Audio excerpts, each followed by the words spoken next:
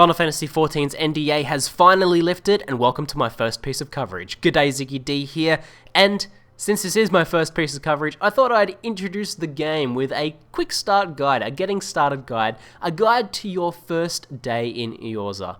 Now, let's get straight into it. Firstly, you are going to be creating your character, obviously. Now spend a fair bit of time getting the character looking exactly like you want, because this is relatively important as well. You will be on this character probably the entire time you play Final Fantasy XIV. Now the reason for that is, in Final Fantasy XIV you can switch to any class you want at any time on the same character. You don't need to re-roll alts. That means you're pretty much stuck with the way your character looks. Now I believe after 30 days you will get a little vial that you can take that will allow you to alter your appearance, and there will be things like barbers in the game eventually that allow you to change some things like hair and beard. But for the most part, you're going to be stuck with the way your character looks unless you want to re-roll. So, spend a fair bit of time on that. Now, the other decision to know when creating your character is one of a minor stat difference. Based on the race and sub-race you select, so for example, if we select Elezen here, we now have a pick of a clan, sorry, not a sub-race, between Wildwood and Dustrat. As you can see on the left-hand side there, we have a number of different stats with some minor differences between them. So, for example, the Wildwood has 23 dexterity, while the Duskwat only has 20.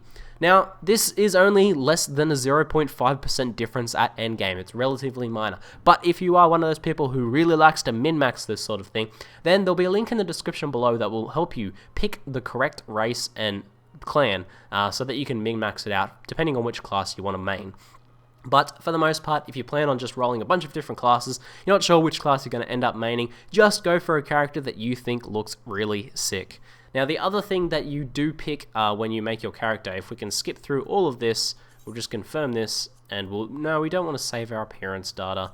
We'll skip through here, and after we'll just confirm all this stuff. Okay, here we go. We get to pick our deity.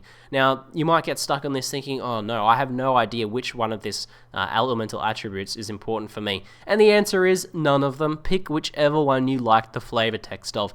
There are some minor differences in terms of resistances. These are basically resistances, but the difference is super minimal, and yeah, it's really not going to make a huge, really not going to have a huge impact on your gameplay.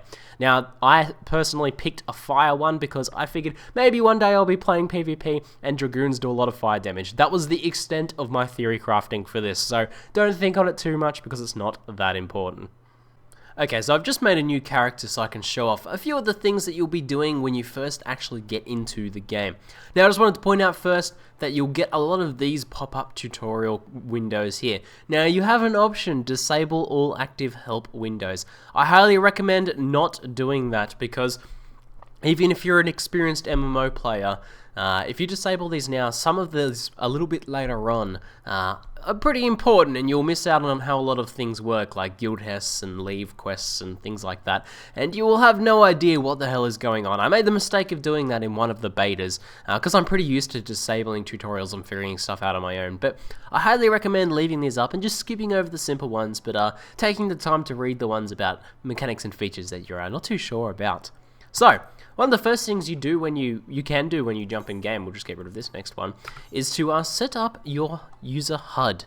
Now, obviously you're not going to know exactly how you want everything until you actually play the game a fair bit more, but with a basic sort of setup, just play around with it a bit and see what you can do. So at the moment, I've got sort of everything lined up in what I feel is a pretty good basic setup. If you guys want to emulate this, feel free to go ahead. I'll bring up my HUD layout here, and you can simply pause the screen here if you want to copy this a little bit for yourself. But it's a pretty simple layout, just giving you enough of what you need to get started. But as I said, as you continue on in the game, you will want to adjust this to your playstyle and to your class, things like that, and how, depending on how many skills and stuff you want up on screen, and depending on whether you use hotkeys or click the buttons. Please use hotkeys. Please use hotkeys. So, next up, we have questing. Now, when you first come in town, you're going to get a lot of quests as you run around and do these quests.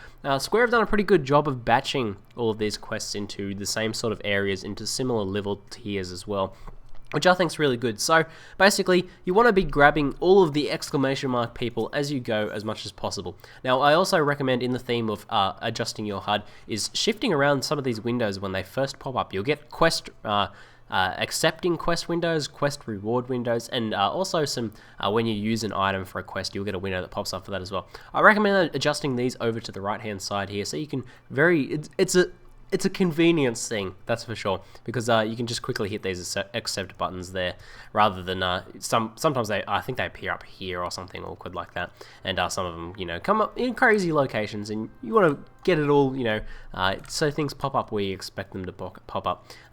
You know, they did a pretty good job of designing the UI, but there's certainly a lot more that can be done. So, as you move through town, as I said, a lot of quests will be in the same area, and basically, until you get to level 3, you're going to be just doing quests in town. Now, this kind of makes Final Fantasy feel a little bit slow in the start, because you don't actually get into any combat until you do that, but I highly recommend doing this and getting all of these quests done. So as you can see, we've got an interacting quest here. I'll go ahead and do this. I can, you know, you can read that to learn this sort of thing, but I'll just show this. Now, it should come up with a bit of a pop-up window. No, this one doesn't have a pop-up window, so it's just a straight interaction. But basically, we've got a bunch of different quests here. You'll notice that this quest we're doing now leads us through the town. We've also got the main quest that leads us here. And oh look, that leads us to another quest starting location. So we do these quests in order as we go, and we grab the next quest. And that'll probably lead us to the next ones as well. And pretty much as we go, you're going to be exploring the entire town throughout these basic first level 1 to level 3 quests. And if you grab all of them, you'll have a good chance to get all the way around town. Now, while you're doing this, there is something also super important that you want to do, and I'm going to run forwards. Now, on that note, you want to use the sprint feature as much as possible. I personally put it on my hotbar and rebound this to R so I can easily hit it whenever I want, because this run feature, you can use it pretty much as much as you want whenever your TP is full and whenever it's off cooldown, and it gives you a massive speed boost, as you can see. You zoom around, and that makes it a lot quicker to get around quests and just get around the location.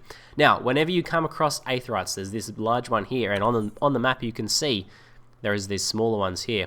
You want to attune yourself to all of these, so we'll go ahead and attune ourselves to this main one. This is also our home Aetheryte as well. So when we're out in the world later on, we can use the home feature down in the bottom right here to go back to town for free. So, once you've done all the quests out in the zone that you're in, you simply use the home feature to get back to town for free. And that is the optimal way to go about doing that. Now, there's also another thing you can do. Once you start questing out in the wilds, once you start going out and actually killing some stuff, you'll eventually come to an Aetheryte camp. Now, this Aetheryte camp will be the center of your questing for a while, so it's well worth whenever you come to one of these new Aetheryte camps, so that was the return feature there, to set it to your favored destination. So I can actually show this here. Register favored destination. Now, there's no point doing this on my home Aetheryte because I actually get a free travel to here already. But in that Aetheryte camp, you can register your favorite destination, and that'll reduce the cost of teleporting to that Aetheryte for free. Wait, no, not for free. It'll reduce it by half. Man, I'm screwing that up. Anyway, it'll reduce it by half, which will save you quite a bit of gil, because you'll be traveling to and from that quite often, and using those teleports is going to save you a lot of time. Now, as I mentioned, as you're zooming along doing these quests, so I'm doing this quest, well, I should have done it, you know, I should have picked that quest up, I should have done this quest, and as I go, I will come across these smaller Aetherytes. Now, what you want to do is you want to grab it, grab it. Don't forget this, because you will regret it later, because later on you're going to come in town, and also, you're going to have a quest to return somewhere. Oh, like, okay, so I came into town, here, but I want to go to the Fisherman's Guild. I've got a quest to turn in there.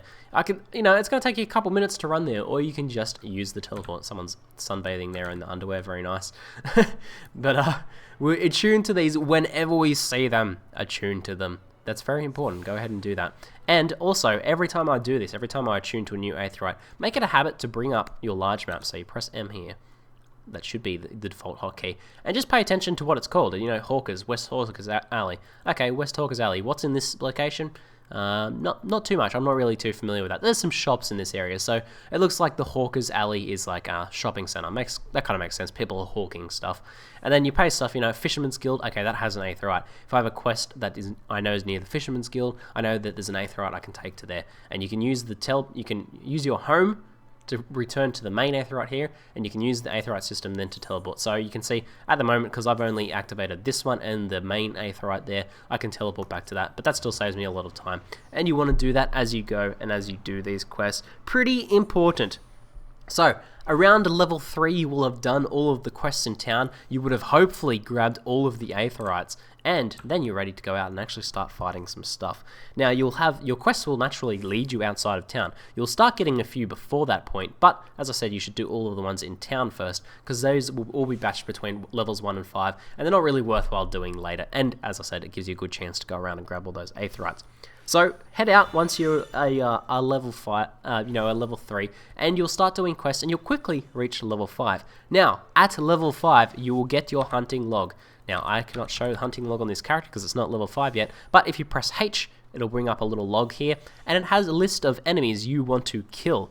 Now, I'll try and put something up on screen here, but whenever you look at an enemy, and it has a little swirly symbol above its head, you know that's one in your hunting log. It's very, very visual, very easy to see on screen. So as you're doing your quests, whenever you see one of those hunting log creatures, kill it, and kill enough of them to fulfill that hunting log. Usually it's like kill 3 or 5 maxes. You don't have to kill too many, but if you stick in the same area and just kill a few of those, you'll finish off that hunting log, and each entry of that hunting log gives you a chunk of experience. It'll be like, a couple hundred or a couple thousand, depending on what level you are. And that will level you up very quickly while you're also doing those quests, and the hunting log and the quest naturally sync up to each other. So if you take the time to be pretty thorough and do those at the same time, as you're heading around doing your quests and grabbing your hunting log as well, you'll level up very quickly and you'll do everything all in one go. And you won't have to backtrack later on, which is something I discovered in my first beta playthrough. So hopefully I'm passing this knowledge on to you. These things I've learned through my mistakes that you guys can learn from as well, and have a smoother first day and, first couple days in Final Fantasy. And that covers most of what you'll be doing in the first day, but I just wanted to jump back on my archer bro here so I could show off one last thing. When you finished your first day, make sure you log out in a sanctuary. As you can see, where I'm currently standing has a little heart symbol below my XP. Now, you'll also notice that I just logged in and I have all of this blue experience. Now what this is bonus XP. Basically, if you log out or spend time in a sanctuary, you start to accrue bonus XP. Now, what are sanctuaries? Now, there's 2 of them. Basically, there's 2 different types. The one I'm currently in is an Aetheryte sanctuary, which is out in the world. So this is all combat zones here, but inside of that, there's a little Aetheryte sanctuary here, clustered around one of these main Aetherytes. And as I said before, this is the one that you set your favored destination to. As you can see, this is my favored destination. So basically, you can either, if you're in the world, you can go to here, you can teleport to here if you have some quests to do here tomorrow anyway, or the other one is in the inn in your home city, or in any of the home cities really. Basically, if you go into the Adventurers Guild and then go into the inn, you'll be able to put your character to sleep and you will be able to log out that way and get this bonus XP. Now this is great, you'll come back in the morning and you'll have a ton of extra XP as you start doing your quests and killing monsters and things like that, and you'll level up much more quickly. Now you want to do this just as an extra tip. If you are starting to multi-class in the future, you'll always want to log out in a sanctuary in your highest level class as well, because it scales depending on your level. So, level 15, much better doing this than switching over to like a level 1 Thaumaturge or something like that. Anyway, hopefully you guys have found this helpful and interesting. I'll be sure to bring you guys plenty more Final Fantasy coverage and plenty more in-depth and interesting Final Fantasy coverage. I just wanted to get started with some of the beginner basics for a lot of you guys that are just starting out. I'm ZiggyD, and thanks for watching.